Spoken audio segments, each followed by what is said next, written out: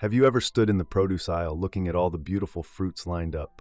The bright oranges, the plump grapes, the juicy pineapples, and thought to yourself, that must be healthy, right?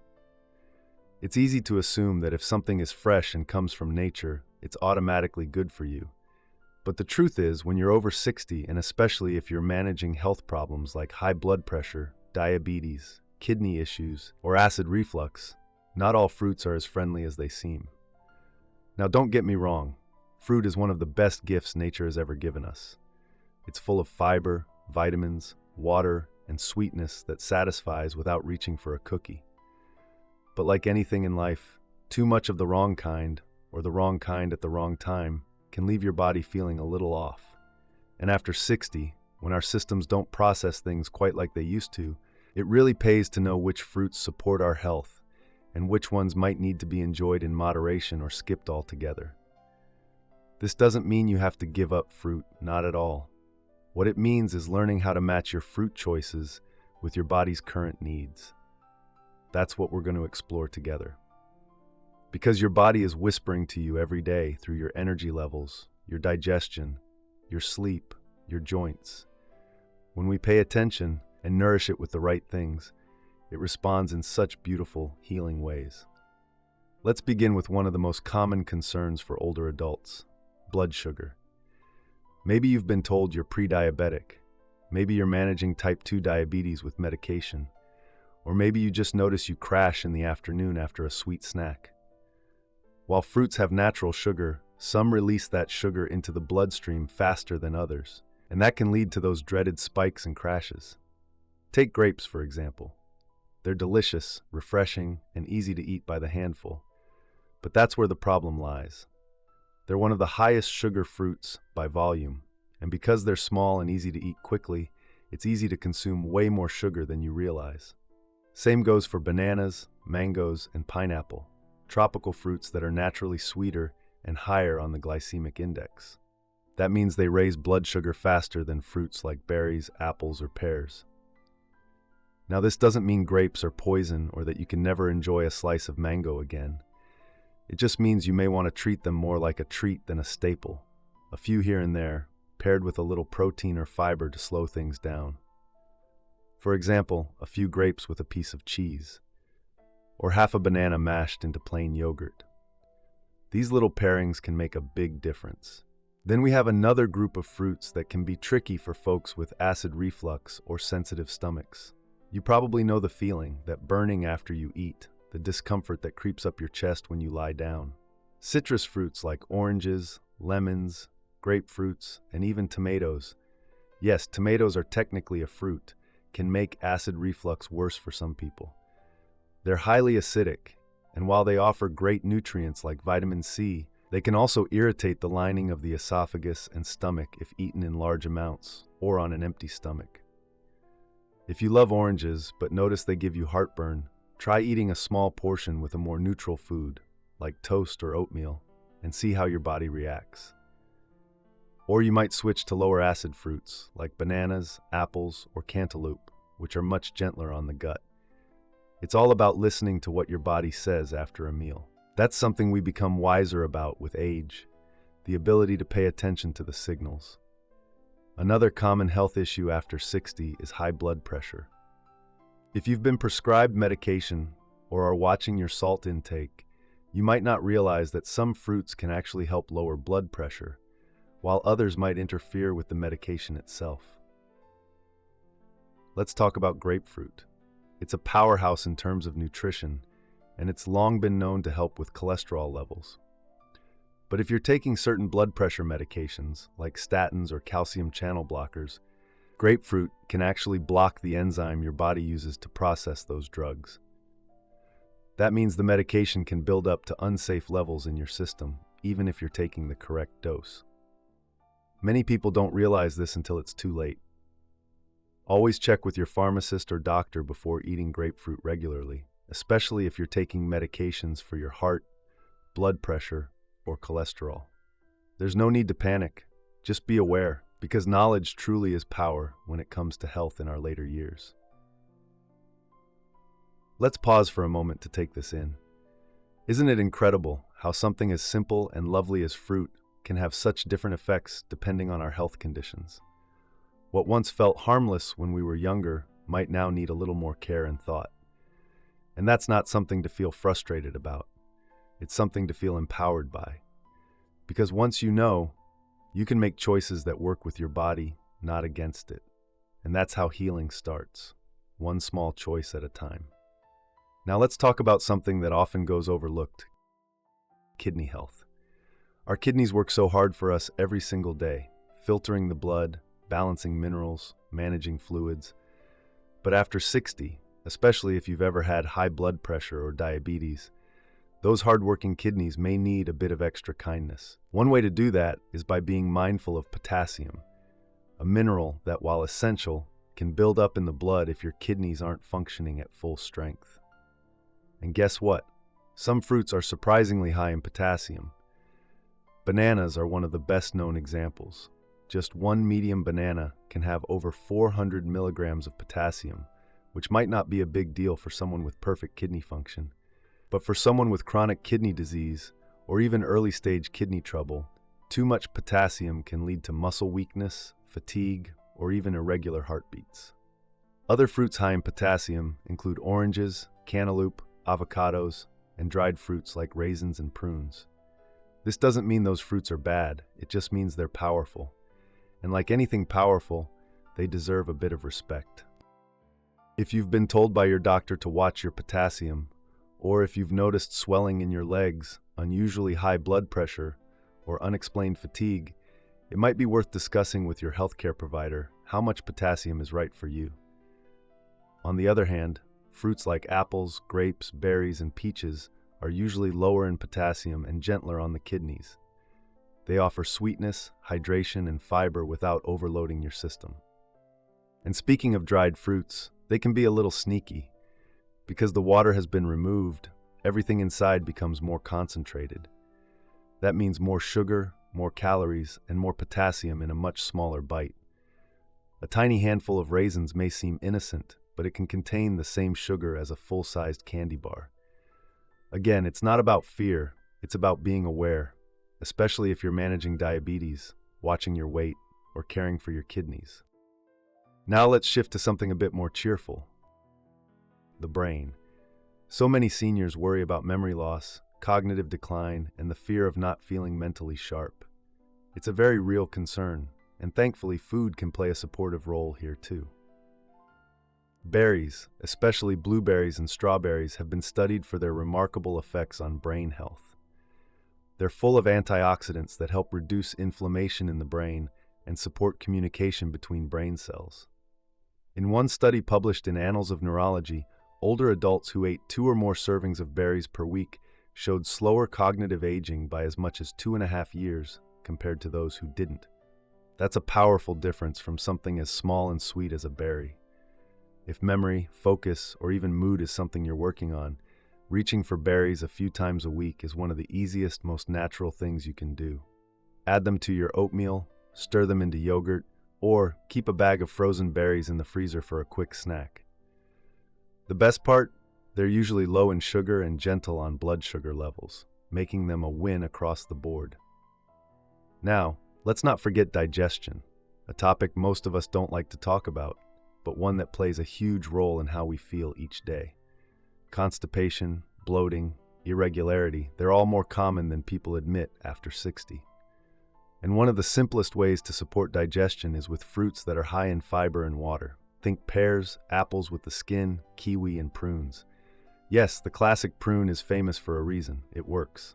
But don't underestimate a crisp apple or a juicy pear. They provide both soluble and insoluble fiber, which helps move things along while feeding the good bacteria in your gut.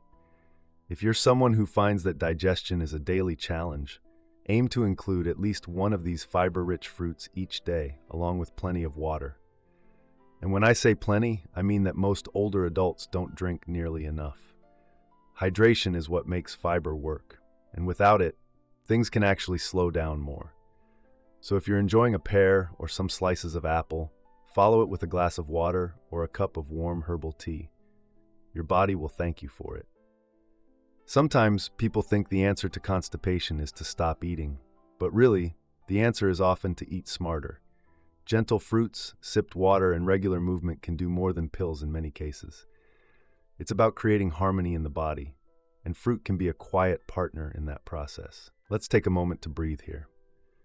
We've talked about blood sugar, kidneys, heartburn, medications, and digestion.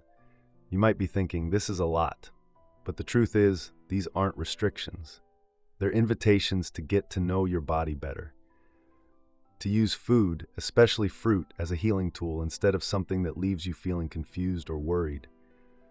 There's no perfect fruit for everyone, but there's almost always a fruit that works well for you, in the right amount, at the right time.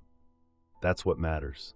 Listening to your body, noticing how you feel after certain meals, asking questions, staying curious. That's the kind of relationship with food that brings peace and health in the long run. Now, if you've ever wondered whether you're doing it right when it comes to food, let me tell you this. There's no one-size-fits-all way to eat after 60. Your needs are unique. Your body has its own history, its own strengths, and its own challenges. But one of the most loving things you can do for yourself right now is to stay tuned in. And the beautiful thing about fruit is that it can be a daily way to check in with your body. You eat something, you see how you feel, and that feedback becomes your compass. That's not just health, that's wisdom. And part of that wisdom is knowing when fruit might not be the best choice at that moment. For example, if you're on a very low sugar diet for a medical reason, like certain forms of cancer or insulin resistance, you might need to choose the lowest sugar fruits and keep portions small. But that doesn't mean your life becomes joyless. It just means adjusting the dial. A few slices of green apple, half a kiwi, a handful of blackberries, small but powerful. And if you're someone who struggles with dental issues, maybe sensitive teeth, gum disease, or dentures, some fruits can be hard to chew or irritating to sensitive gums. Pineapple, for instance, is naturally acidic and can sting the mouth if eaten in large amounts. Dried fruits can get stuck in dental work, and raw apples, while healthy, might feel too hard to bite into. But there are workarounds: slicing apples thinly, stewing fruits until they're soft, blending fruits into smoothies. You don't have to miss out. You just get to modify things in a way that makes eating more comfortable. And what about people who are on blood thinners? This is another area where awareness helps.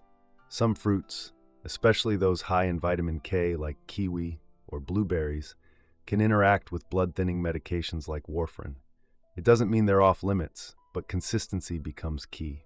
Eating the same amount of those fruits daily, rather than swinging between none and a lot, helps keep your medication levels steady. Your doctor or dietitian can guide you through that balance, and once you have it, you can still enjoy those foods without stress.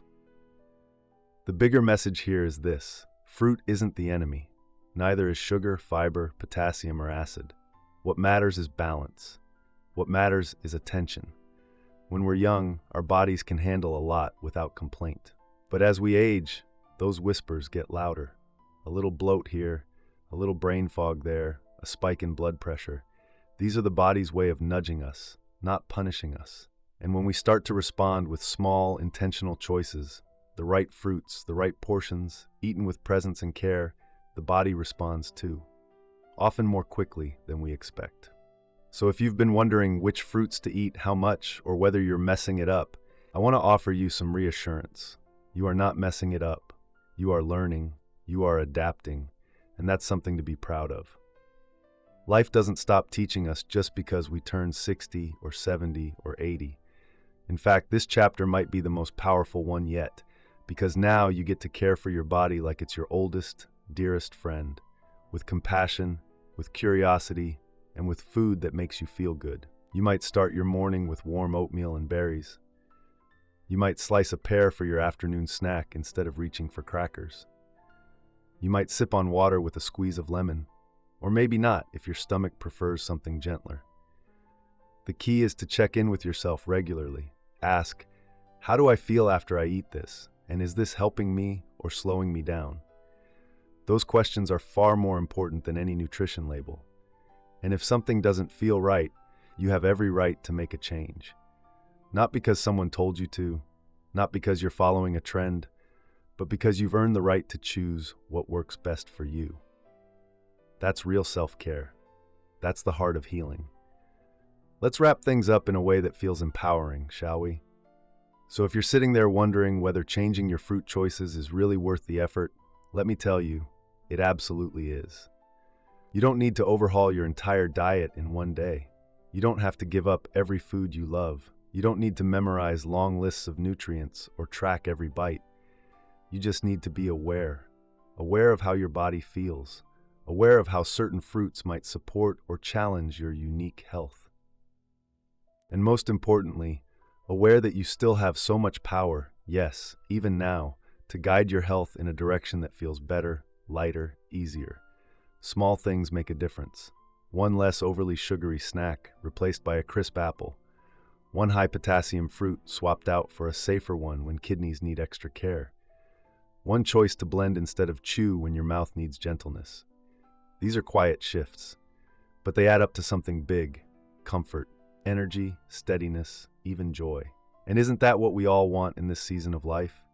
To feel good in our own bodies, to wake up with more ease, to enjoy food without fear. There's no shame in needing guidance or support. If you're unsure whether your medications interact with grapefruit, ask your pharmacist. If you're struggling with blood sugar swings, a simple visit with a dietitian can bring clarity. You are not alone in this. And there are people, professionals, loved ones, even people online who want to help you feel your best. You deserve that, truly. Sometimes we're taught that aging is about limitation, cutting out, slowing down, giving up. But what if it's really about refinement, about doing more of what works and letting go of what doesn't? You don't need to chase a perfect diet or force yourself to eat things you hate just because they're labeled healthy. Health after 60 should be about ease, not stress. It should taste good. It should feel nourishing. And yes, it can include fruit. You might enjoy the sweetness of a few strawberries in the evening, or slice up a peach while watching your favorite show, or stir blueberries into your morning yogurt with a smile, because you know it helps your digestion. These moments are beautiful. These moments are what health actually looks like, not a strict plan, but a peaceful rhythm. And you are absolutely capable of finding that rhythm, no matter where you're starting. Now, before we end this conversation, I want you to take a deep breath, and I want you to remember something. You are doing just fine.